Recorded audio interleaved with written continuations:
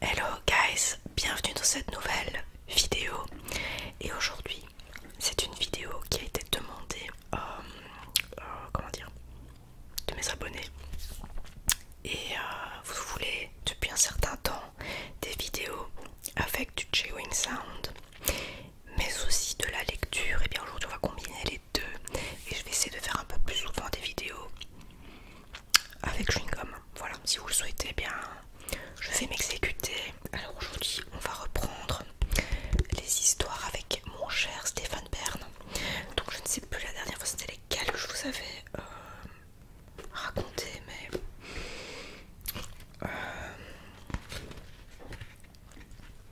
attendez, j'essaie de me remémorer.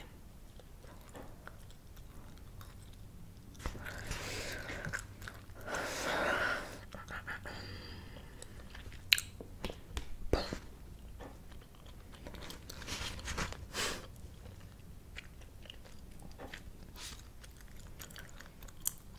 Qu'est-ce que je peux choisir comme histoire? Bon. On va parler de Nicolas Chauvin aujourd'hui, d'accord? Alors Nicolas Chauvin, comment un simple soldat est-il devenu l'incarnation d'un patriotisme excessif? Donc 32, yops, un petit peu trop loin.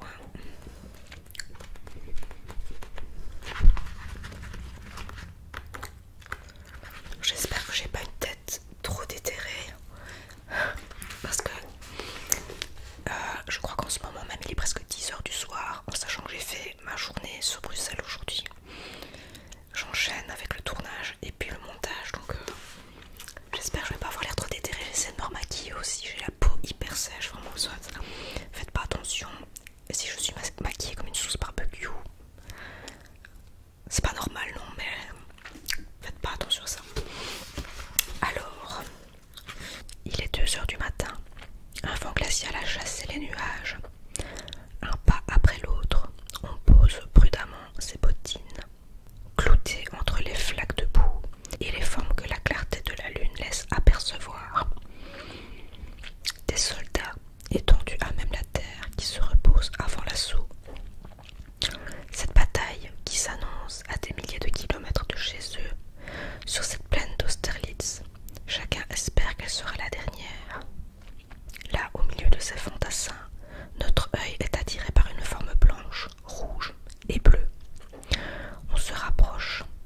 C'est un homme enveloppé dans un drapeau tricolore.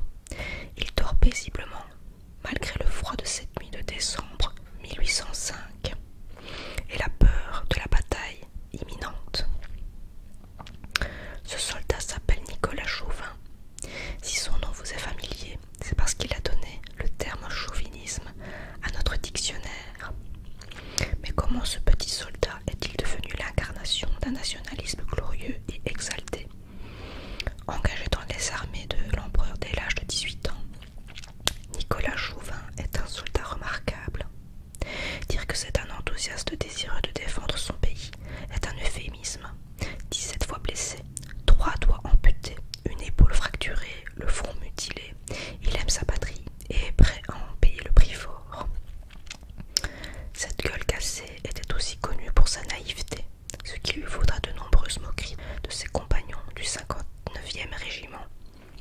Aussi, dès les années 1820-1830, des pièces de théâtre comme Les Moissonneurs de la Beauce ou La Cocarde tricolore des frères Cognard mentionnent et ridiculisent à leur tour ce petit soldat au patriotisme et au dévouement exagéré.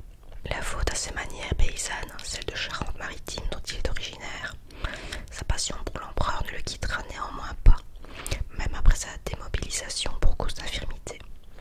De retour dans sa ville natale de Rochefort, couvert de décorations, il devient portier-concierge à la préfecture.